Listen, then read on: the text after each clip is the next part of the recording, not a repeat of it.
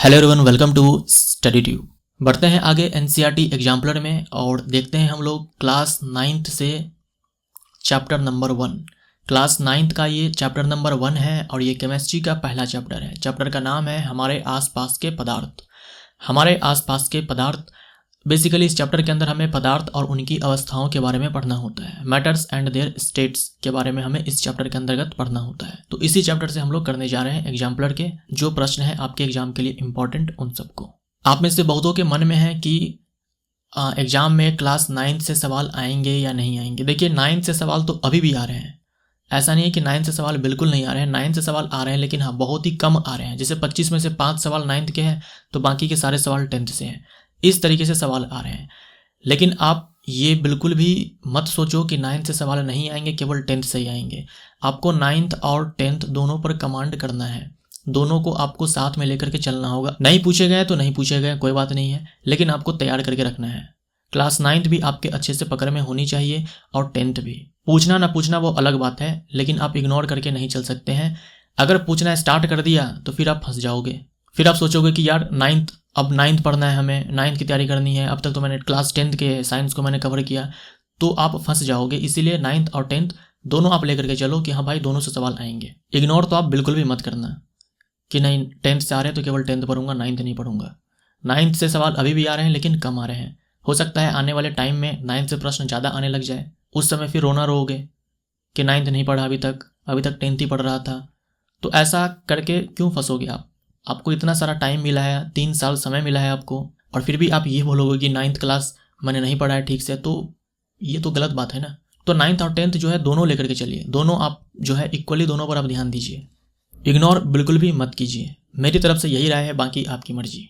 निम्नलिखित परिघटनाओं का कौन सा समुच्चय ताप बढ़ाने पर बढ़ेगा? टेम्परेचर बढ़ाने पर इनमें से कौन है जो बढ़ेगा? टेम्परेचर बढ़ाने पर विसरण की दर बढ़ती है क्या? बिल्कुल बढ़ती है। विसरण में क्या होता है, जो कण होते हैं, जो पदार्थ के कण होते हैं, वो अपने उच्च सांद्रता वाले स्थान से निम्न सांद्रता वाले स्थान तक जाते हैं।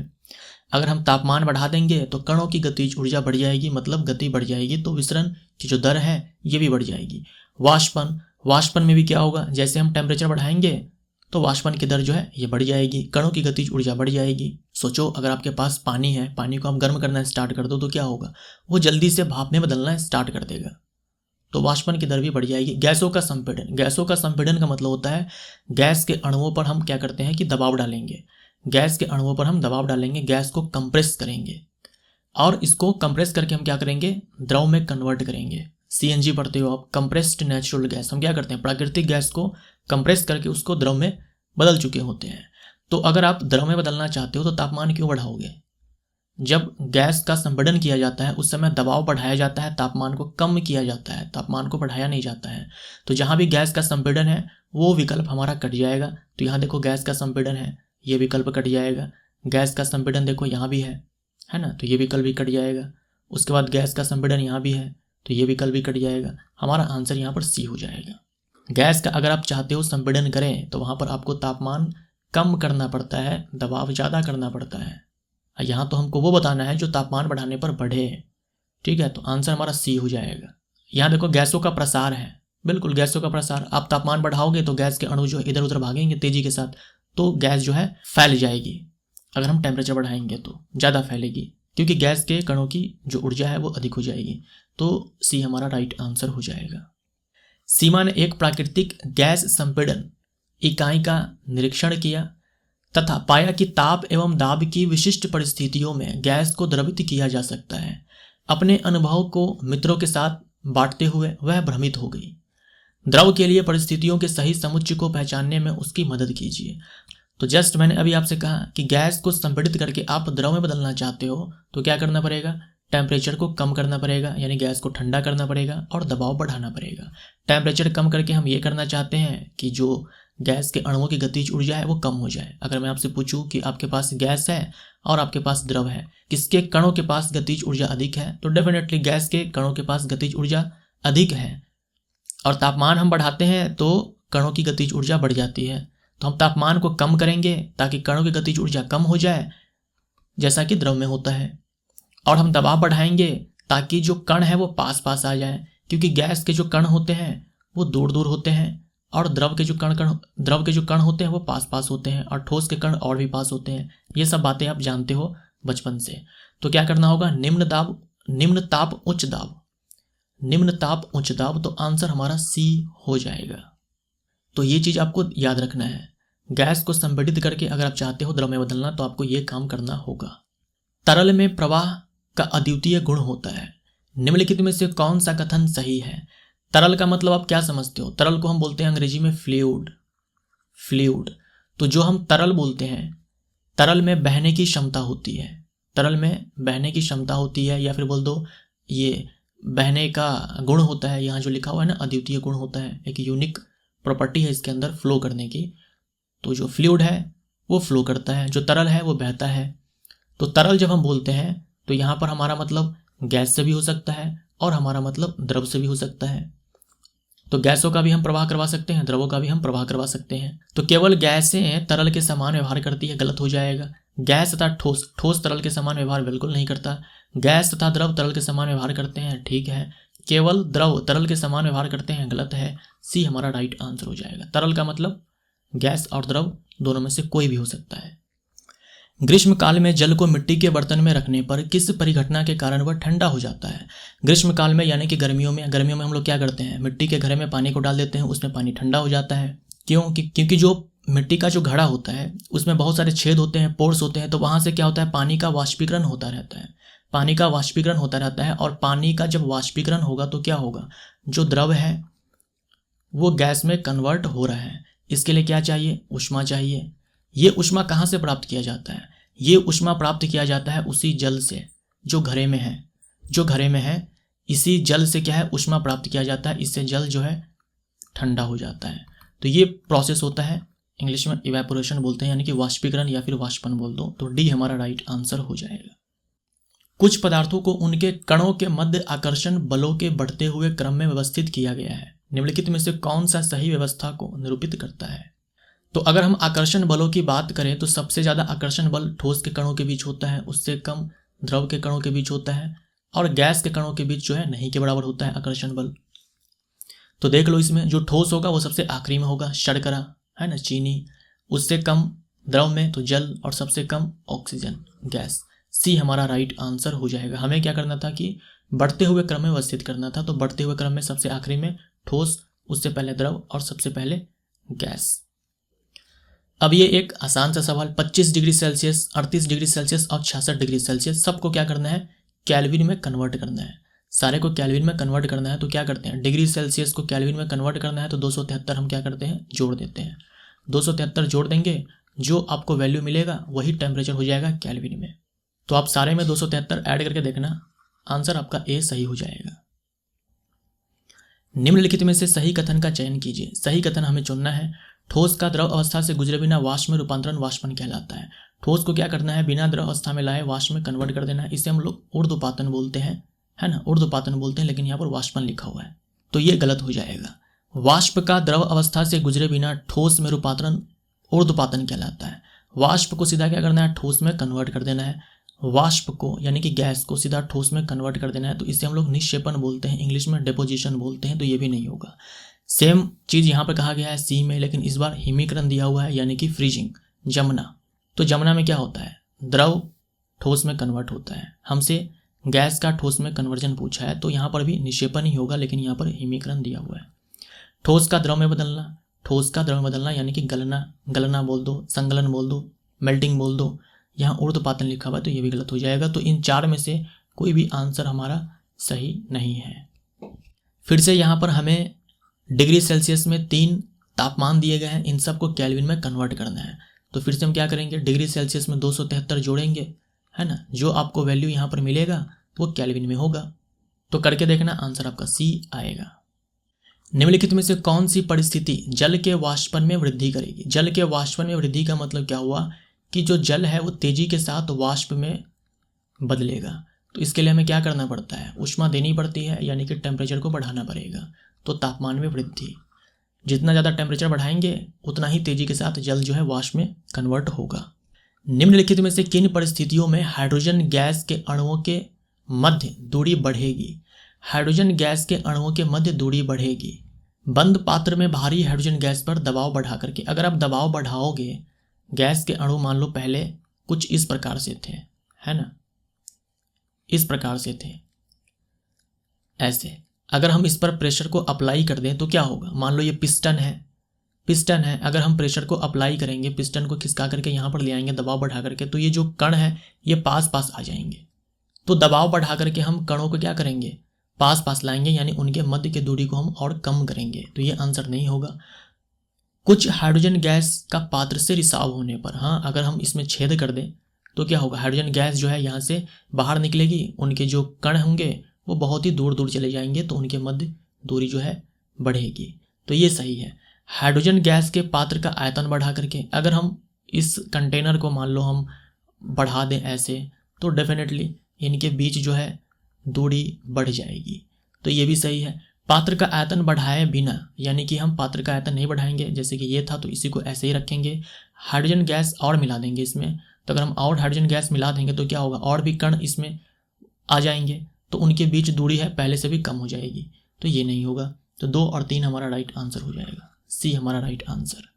अब क्वेश्चन नंबर 11 हमें ये कह रहा है कि एक जल का नमूना लिया गया और उसका स्टडी किया गया, तो पता ये चला कि ये जो जल है ये सामान्य ताप और दाब पर 102 डिग्री सेल्सियस पर उबलता है। क्वेश्चन का मतलब उबलता है, बॉयल होता है। तो हमसे सवाल ये किया गया है कि क्या यह जल शुद्ध है, ये बताना है हमें, और क्या यह जल 0 डिग्री सेल्सियस पर जमेगा। तो आपके हिसाब से इसका आंसर क्या होना चाहिए, सोचिए, विचारिए और आंसर दीजिए।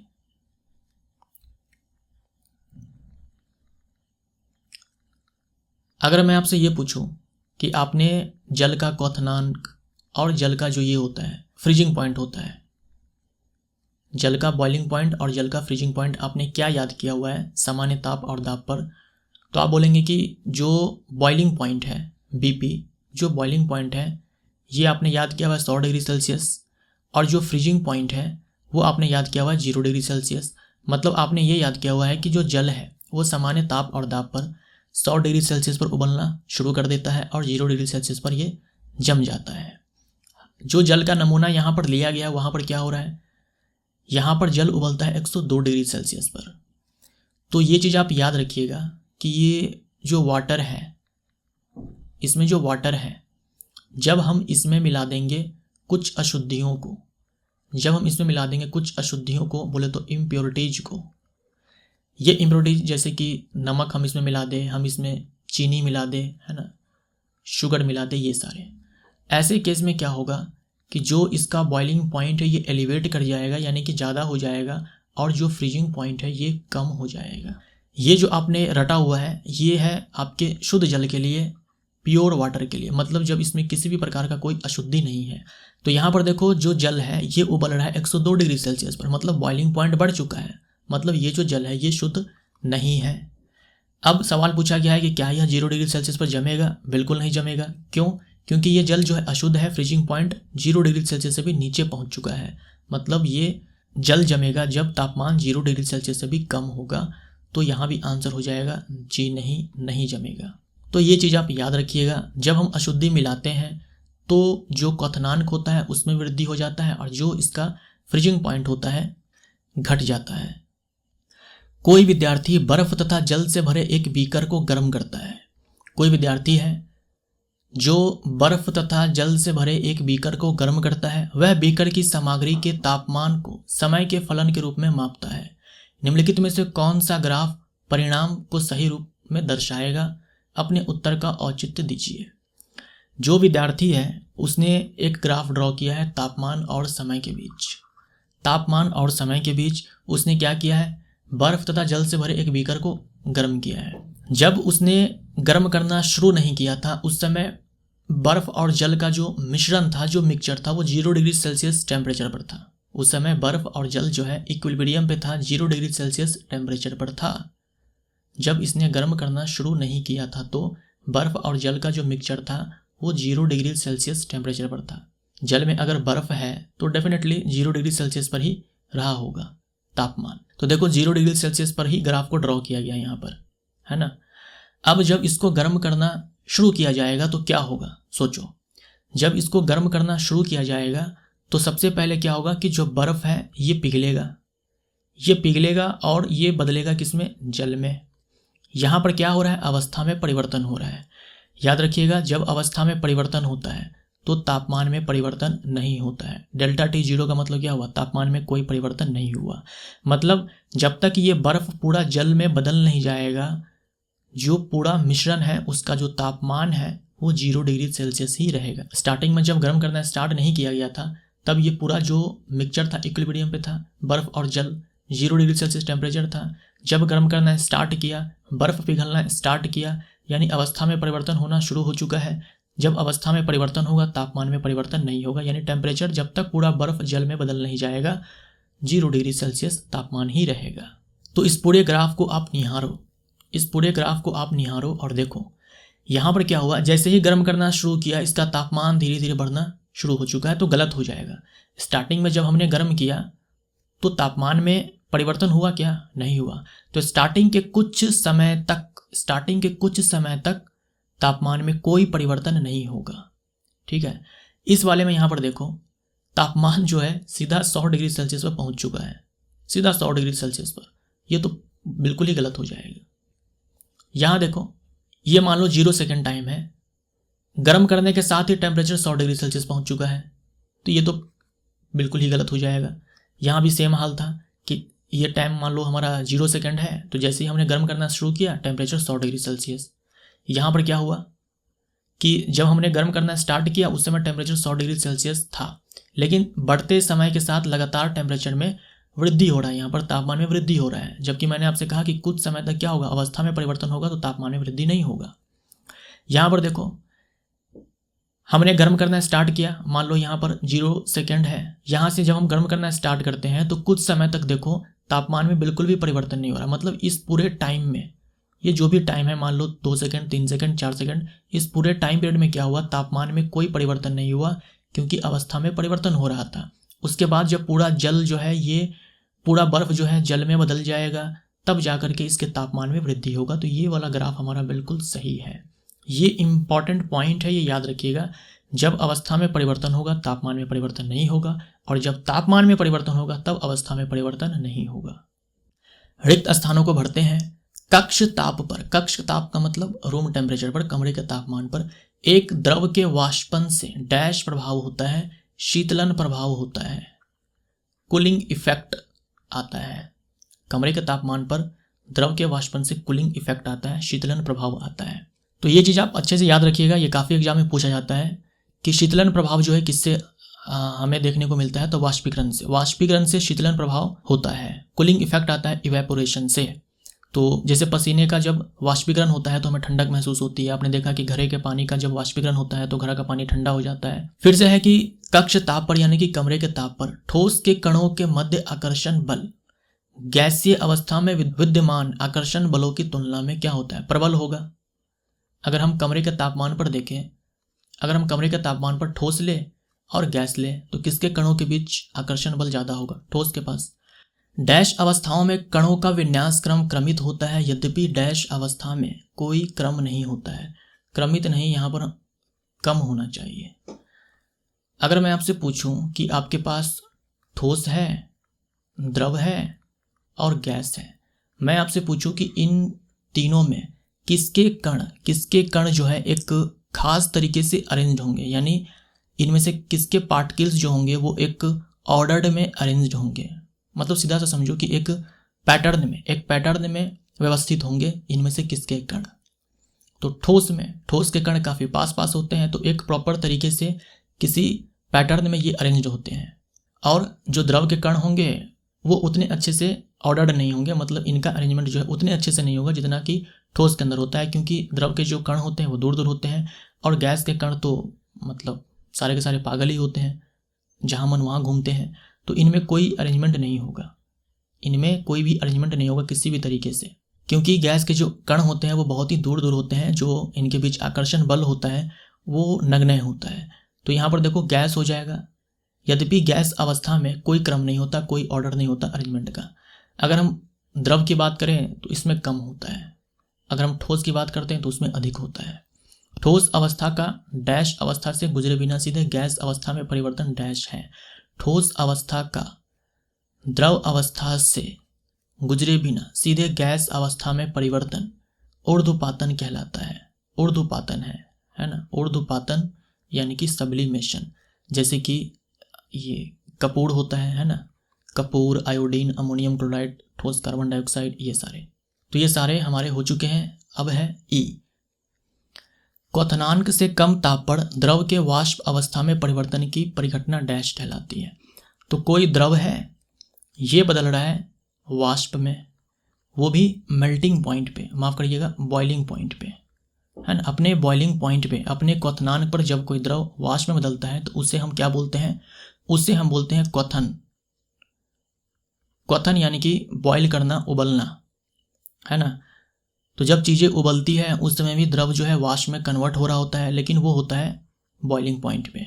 लेकिन ऐसा भी तो हो सकता है ना कि जो टेम्परेचर है वो बॉइलिंग पॉइंट से कम हो, तो भी तो वाष्प में परिवर्तन होता है। जैसे जल जो है, जब जल जो है घड़े में होता है तो उबल थोड़ी रहा होता है, लेकिन उस समय भी क्या होता है, द्रव वाष्प में तो बदलता है, तब हम उसे वाष्पीकरण बोलते हैं। तो वाष्पीकरण में जो द्रव है वो वाष्प में तो बदलता है, लेकिन बॉइलिंग पॉइंट से कम टेम्परेचर पर। यही चीज हमसे इसमें पूछा गया था। अब यहां पर मिलान करना है।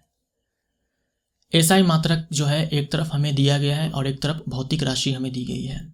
तो दाब का जो एसआई मात्रक है वो पास्कल होता है, तो इसके साथ 3 चला जाएगा। ताप का एसआई मात्रक केल्विन होता है, इसके साथ 4 चला जाएगा। घनत्व का एसआई मात्रक क्या होता है? मीटर क्यूब होता है, माफ करिएगा, घनत्व का एसआई मात्रक होता है किलोग्राम पर मीटर क्यूब, है ना, तो इसके साथ 5 चला जाएगा। द्रव्यमान का एसआई मात्रक क्या होता है? किलोग्राम होता है, तो इसके साथ 2 हो जाएगा। आयतन का होता है मीटर क्यूब, तो इसके साथ 1 चला जाएगा। अब यहाँ कॉलम ए और कॉलम बी दोनों में हमें यूनिट्स ही दिए गए हैं, भौतिक राशियों के जो है ये मात्रक ही दिए गए हैं, लेकिन इस वाले में हमें एसआई मात्रक दिया गया है और इस वाले में उसी भौतिक राशि का मात्रक दिया गया है, लेकिन वो एसआई मात्रक नहीं है। तो बस वही चीज़ें हमें मैच यहाँ पे करना है। डिग्री सेल्सियस जो है ये टेम्परेचर का यूनिट है और केल्विन ये टेम्परेचर का एसआई यूनिट है, तो इसके साथ 4 चला जाएगा।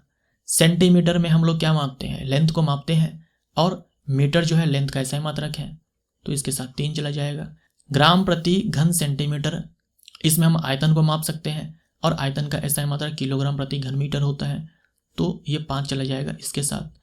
बार में हम लोग दाब मापते हैं, प्रेशर मापते हैं। बार का एसआई मात्रक पास्कल होता है, सॉरी बार का नहीं, दाब का एसआई मात्रक पास्कल होता है, तो यहाँ पर 2 हो जाएगा। मिलीग्राम, ग्राम, किलोग्राम, इस समय हम क्या मापते हैं? द्रव्यमान मापते हैं, तो यहाँ पर 1 चला जाएगा। परासरण एक विशिष्ट प्रकार का विसरण है, टिप्पणी कीजिए। परासरण एक विशिष्ट प्रकार का विसरण है।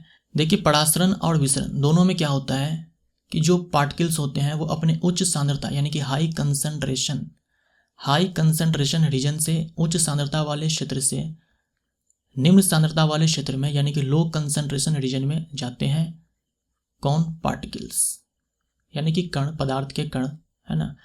दोनों में ही ये चीज़ें होती है कि जो पदार्थ के कण होते हैं वो अपनी उच्च सांद्रता वाले क्षेत्र से निम्न सांद्रता वाले क्षेत्र की तरफ जाते हैं। ठीक है, परासरण और विसरण दोनों में ये चीज़ कॉमन है। लेकिन परासरण में क्या होता है कि वहाँ पर अर्ध पारगम्य झिल्ली बीच में आ जाता है, और परासरण में ये जो कण होते हैं ये आपके होते हैं जल के कण, है ना। अगर हम बात करें यहाँ पर परासरण की, तो एक तो हम बात करेंगे जल के कण की, दूसरा यहाँ पर रोल आ जाएगा आपका सेमी परमिएबल मेम्ब्रेन की, यानी कि अर्ध पारगम्य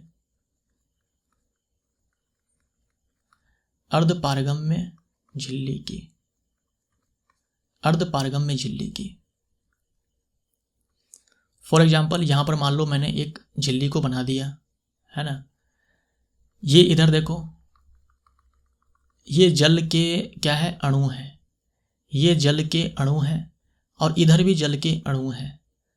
मैं आपसे पूछूं जल की जो सांद्रता है वो किधर ज़्यादा है? आप बोलेंगे कि इधर ज़्यादा है, इधर जल के अणु ज़्यादा है। तो ये जो सेमी परमिएबल मेम्ब्रेन है, यहाँ पर सेमी परमिएबल मेम्ब्रेन है, इससे होकर के ये जो जल के अणु हैं ये इधर की तरफ जाएंगे। इसी को हम ऑस्मोसिस बोलते हैं, परासरण बोलते हैं।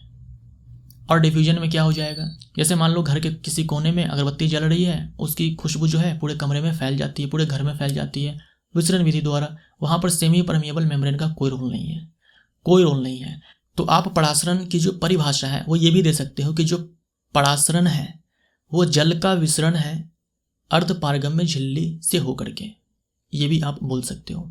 तो जहाँ परासरण की हम बात करेंगे वहाँ पर जल के अणुओं की बात करेंगे कि वो अपने उच्च सांद्रता वाले स्थान से निम्न सांद्रता वाले स्थान की तरफ जाते हैं अर्धपारगम्य झिल्ली से होकर के।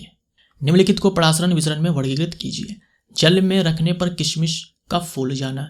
जब हम जल में किशमिश को रखते हैं तो किशमिश के अंदर जो है पानी घुस जाता है, तो यहाँ पर होता है विसरण के द्वारा, परासरण के द्वारा। तो ऐसा परासरण के कारण होता है, ये इंपॉर्टेंट है, ये अच्छे से याद रखिएगा। छींकने पर वायरस का फैलना। जब हम छींकते हैं तो क्या होता है, हवा में वायरस फैल जाता है, ये है विसरण के द्वारा। हवा में कौन सा अर्धपारगम्य झिल्ली है। नमक के संपर्क में आने पर केंचुआ का मरना, है ना। नमक के संपर्क में आने पर मान लो ये केंचुआ है, ये केंचुआ है, तो जब हम इस पर नमक को छिड़कते हैं, तो क्या होता है, पानी जो है केंचुए के बॉडी से बाहर निकल जाता है, इससे केंचुआ जो है सिकुड़ जाता है, मर जाता है। तो यहां भी रोल है परासरण का। शक्कर की गाढ़ी चाशनी में रखने पर अंगूर का सिकुड़ना, है ना, अंगूर का सिकुड़ना। ये अंगूर कुछ ऐसे था, मान लो अब ऐसे सिकुड़ गया। ऐसा क्यों हुआ, क्योंकि अंगूर से पानी बाहर निकल गया। तो यहां भी रोल है किसका, परासरण का। लवण में अचार का परिरक्षण। लवण में अचार का परिरक्षण यानी सॉल्ट में हम अचार को रखते हैं, सॉल्ट में जब हम अचार को रखते हैं तो अचार से भी पानी जो है ये बाहर निकल जाता है, जिससे अचार आप देखेंगे कि वो सिकुड़ जाता है। तो ये भी है परासरण के कारण। और सब में यही चीज हो रहा है, सब में यही चीज यहाँ पर फॉलो हो रहा है कि जल के जो अणु है वो अपने उच्च सांद्रता वाले स्थान से निम्न सांद्रता वाले स्थान की तरफ जा रहा है सेमी परमिएबल मेम्ब्रेन अर्धपारगम्य झिल्ली के द्वारा। केक को सेकने पर उसकी गंध का पूरे घर में फैलना विसरण विधि द्वारा। किचन में अगर मम्मी हलवा बना रही हो तो पूरे घर में हलवा की खुशबू चली जाती है विसरण विधि द्वारा। भगवान के पास अगरबत्ती जला कर छोड़ दो तो पूरे घर में अगरबत्ती की खुशबू चली जाती है विसरण विधि द्वारा। श्वसन के दौरान जल में घुलित ऑक्सीजन का जलीय प्राणियों द्वारा उपयोग, है ना।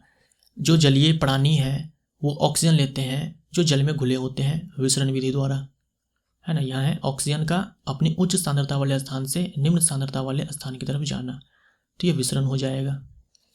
जो ये जड़ें होती हैं, पौधों की जो जड़ें होती हैं वो पानी को मिट्टी से अवशोषित करती है, कौन सी विधि द्वारा, परासरण विधि द्वारा। ये भी आप याद रखेंगे। तो ये सारे जो पॉइंट्स है आपके, सबसे क्या है कि सवाल बनाए जा सकते हैं ऑप्शंस देकर के 4। तो ये सारे जो है बहुत ही ज़्यादा इंपॉर्टेंट है, याद रखिएगा किसमें विसरण हो रहा है, किसमें परासरण हो रहा है। बर्फ के रूप में जल शीतलन प्रभाव रखता है जबकि भाप के रूप में जल गंभीर जलन कर सकता है। इन प्रेक्षणों को समझाइए। बर्फ के रूप में जल शीतलन प्रभाव रखता है। बर्फ को आप जब अपने हाथ पर रखते हो, आप अपने स्किन पर रखते हो तो आपको ठंडक महसूस होती है। क्यों होती है, क्योंकि आपके शरीर से ऊष्मा का जो स्थानांतरण है वो बर्फ की तरफ हो रहा है, तो बर्फ पिघलने लगता है और आपके शरीर से ऊष्मा निकल रही है तो आपको ठंडक महसूस होती है। जब भाप आपके स्किन से टच होता है, जब भाप आपके स्किन से टच होता है उस समय ये जो भाप है ये द्रव में बदल जाता है। भाप जो है द्रव में बदल जाता है, यानी जो कणों की जो ऊर्जा है वो कम हो गई। भाप के कणों के पास ऊर्जा अधिक है, द्रव के कणों के पास ऊर्जा जो है कम होती है।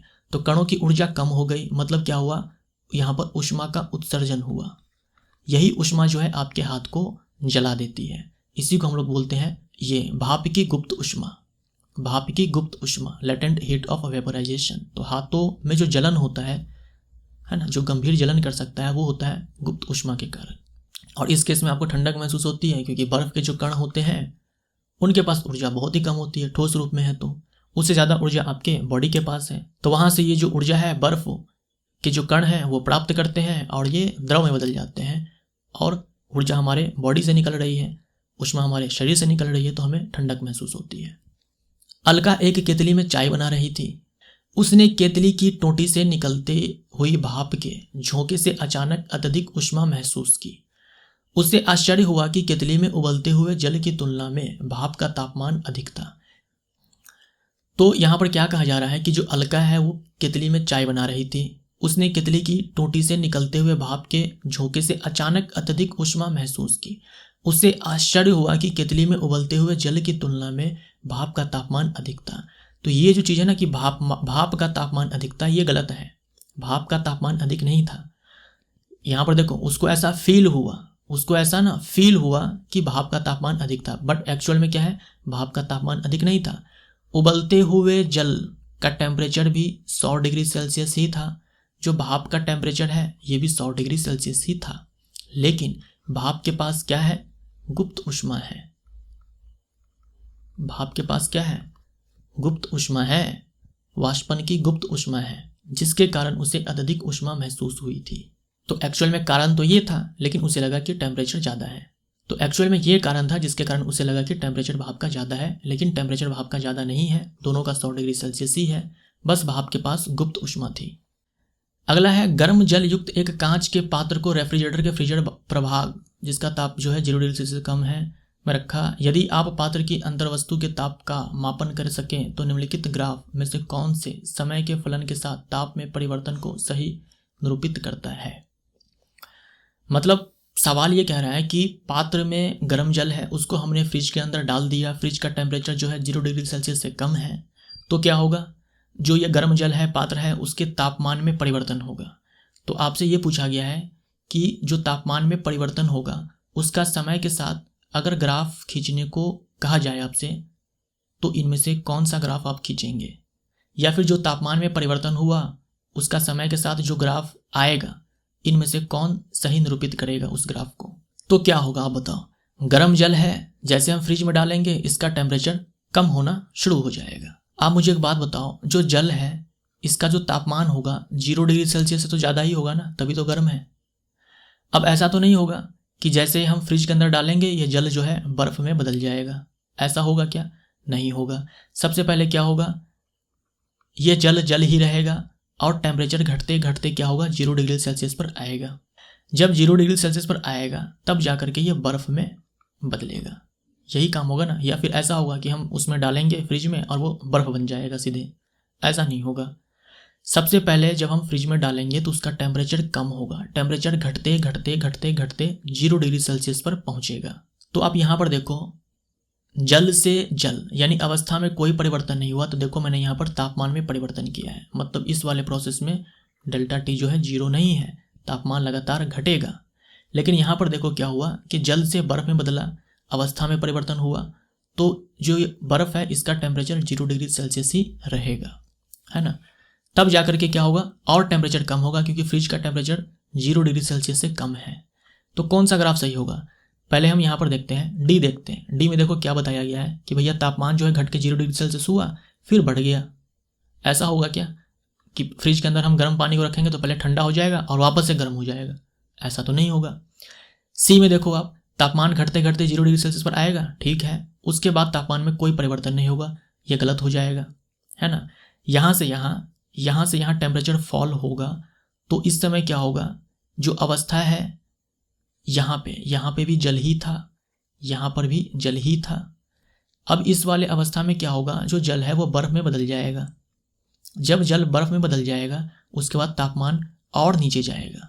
क्यों, क्योंकि फ्रिज के अंदर का टेम्परेचर जो है 0 डिग्री सेल्सियस से कम है, तो ये भी नहीं होगा। यहाँ पर देखो लगातार तापमान में कमी करता चला गया है, यानी कि अवस्था में परिवर्तन कभी हुआ ही नहीं, जबकि आपको पता है 0 डिग्री सेल्सियस के बाद अवस्था में परिवर्तन हो जाएगा, और जब अवस्था में परिवर्तन होगा उस समय तापमान में परिवर्तन नहीं होना चाहिए, तो ये भी नहीं होगा। इस वाले में देखो, जब हमने गर्म पानी को अंदर डाला तो सबसे पहले टेम्परेचर में कमी आएगा, 0 डिग्री सेल्सियस तक जो है लगातार टेम्परेचर गिरेगा। इस समय अवस्था में कोई परिवर्तन नहीं होगा, है ना, यानी कि यहाँ पर भी ये जल ही था, इस वाले पर भी जल ही था। अब क्या होगा, यहाँ से यहाँ जो जल है ये बर्फ़ में बदलना शुरू हो चुका है, इसलिए तापमान में कोई परिवर्तन नहीं है। क्योंकि टेम्परेचर फ्रिज का 0 डिग्री सेल्सियस से नीचे है, तो इस बर्फ़ का टेम्परेचर और नीचे गिरेगा, और जब तक टेम्परेचर नीचे गिरेगा ये अपने बर्फ़ अवस्था में ही रहेगा, और ये अपने बर्फ़ अवस्था में बना रहेगा। अब टेम्परेचर लगातार नीचे की ओर, अब चाहे कितना भी कम कर लो ये बर्फ़ ही रहेगा। तो ये हमारा ग्राफ जो है बिल्कुल सही है, ए हमारा राइट आंसर। तो यहाँ भी वही कॉन्सेप्ट है, अवस्था में परिवर्तन होगा तो तापमान में परिवर्तन नहीं होगा, जब तापमान में परिवर्तन होगा तो अवस्था में परिवर्तन नहीं होगा। इस चित्र को देखिए और सुझाव दीजिए, किस पात्र ए पात्र, बी पात्र, सी पात्र, डी पात्र में वाष्पन की दर सर्वाधिक है। डी वाले में देखो तो ऊपर से ढक्कन लगा दिया है, किसी ढक्कन ने इसके ऊपर ढक्कन लगा दिया है, तो यहाँ पर वाष्पन की जो दर है, वाष्पन की दर मतलब जल से भाप में बदलने की जो दर है सर्वाधिक है। तो जब हमने ढक्कन ही लगा दिया यहाँ पर, तो यहाँ पर तो क्या हुआ, ये जो वाष्पन की दर है वो सबसे कम हो जाएगी यहाँ पर। इसमें देखो ये जो आपका खुला पृष्ठ है, ये जो खुला पृष्ठ है, ये भी खुला पृष्ठ है, ये भी खुला पृष्ठ है। कपड़े को हम लोग जब सुखाते हैं तो उसको क्या करते हैं, पूरा फैला करके डालते हैं। ऐसा तो नहीं होता है कपड़ों को मोड़ मार करके हम डाल देते हैं, फैला करके क्यों डालते हैं, ताकि मुक्त पृष्ठ का जो क्षेत्रफल है वो ज़्यादा से ज़्यादा रहे, ताकि ज़्यादा से ज़्यादा वाष्पन हो या वाष्पीकरण हो। तो जब ए और सी सामने हो तो बी तो कट जाएगा, क्योंकि यहाँ पर मुक्त सतह का जो क्षेत्रफल है वो ज़्यादा है, यहाँ पर भी ज़्यादा है, यहाँ पर कम है। अब ए और सी में देखो, सी के ऊपर पंखा घूम रहा है, तो अगर आप गीला कपड़ा को पंखा के सामने ला करके डाल दो तो वो जल्दी सूख जाएगा। क्यों? क्योंकि वाष्पीकरण की जो दर है बढ़ जाएगी, जो भी वाष्प के कण होंगे वो हवा के साथ जो है वो दूर भाग जाएंगे। तो ये भी नहीं होगा, आंसर हमारा सी होगा। तो वायु की गति बढ़ने से वाष्पन की जो दर है वो बढ़ जाती है। मुक्त सतह का क्षेत्रफल अगर हम बढ़ा दें तो वाष्पन की जो दर है वो बढ़ जाती है। अगर हम तापमान बढ़ा दें तो वाष्पन की दर जो है वो बढ़ जाती है। तो ये सारे पॉइंट्स हैं, याद रखिएगा। अगर वातावरण में नमी ज़्यादा है यानी कि आर्द्रता बढ़ जाए तो वाष्पन की दर घट जाती है। तो 4 फैक्टर्स बताएं, जिनमें से ऊपर के 3 फैक्टर्स बढ़ने से वाष्पीकरण की दर बढ़ती है और आर्द्रता के बढ़ने से वाष्पीकरण की दर घटती है। ठोस का वाष्प में रूपांतरण ऊर्ध्वपातन कहलाता है। ठोस का वाष्प में रूपांतरण ऊर्ध्वपातन कहलाता है, ठीक है। वाष्प के ठोस में रूपांतरण को व्यक्त करने वाले पद का नाम दीजिए। क्या बोलेंगे हम? डेपोजिशन, निक्षेपण, है ना। डेपोजिशन यानी कि निक्षेपण। ठोस अवस्था का द्रव अवस्था में रूपांतरण गलन कहलाता है। गलन की गुप्त ऊष्मा से क्या तात्पर्य है? ठोस से द्रव अवस्था में रूपांतरण गलन कहलाता है, ठीक है। गलन की गुप्त ऊष्मा से क्या तात्पर्य है? गुप्त ऊष्मा हम लोग बोलते किसको है? गुप्त ऊष्मा ये वो ऊष्मा है जो अवस्था में परिवर्तन करवाता है। याद रखिएगा, गुप्त ऊष्मा से कभी भी ना जो पदार्थ होता है उसका तापमान नहीं बढ़ता। अवस्था में परिवर्तन, गुप्त ऊष्मा अवस्था में परिवर्तन करवाता है, तापमान में वृद्धि नहीं करवाता है। ये कोई ठोस है ना, ये कोई ठोस है। पहले यहां पे लेते हैं, ये कोई ठोस है, इसको हमने बदल दिया द्रव अवस्था में, वो भी इसके मेल्टिंग पॉइंट पे। मान लो इसका मेल्टिंग पॉइंट है, कुछ मेल्टिंग पॉइंट इसका मान लो T डिग्री सेल्सियस है, तो ये T डिग्री सेल्सियस पर ही रहेगा, तो ये T डिग्री सेल्सियस पर ही रहेगा। और हम यहाँ पर इसको हमने हीट किया और इसके अवस्था में परिवर्तन हो गया।